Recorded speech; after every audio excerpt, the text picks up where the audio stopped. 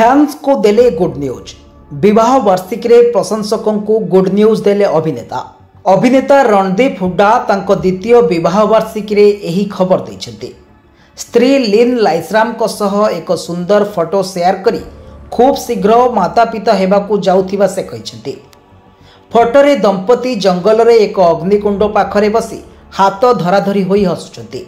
अभिनेता poster caption रे लिखिछन्ती 2 वर्षर प्रेम साहसिकता एवं आगो को गोटे छोट पिला आसुछि। 2023 नवेम्बर 20 तारिख रे लिन लाइसराम को विवाह करथिले रणदीप। सेमाने मैतई परंपरा अनुसार मणिपुर रो इम्फाल रे विवाह करथिले। विवाह परे मुंबई रे एक रिसेप्शन रो आयोजन करथिले।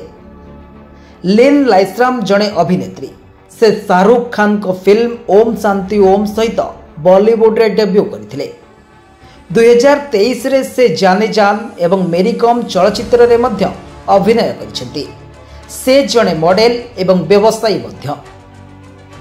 तेबे शेष थर पई से सनी देओल को अभिनीत जाट चलचित्र रे देखिबा को मिलिथिले। एथिरे से एक नकारात्मक भूमिका रे अभिनय करथिले। तेबे 2026 रे मुक्तिलाभ करिबा को थिबा इंग्लिश चलचित्र मैचबॉक्स रे नजर को आसीबे।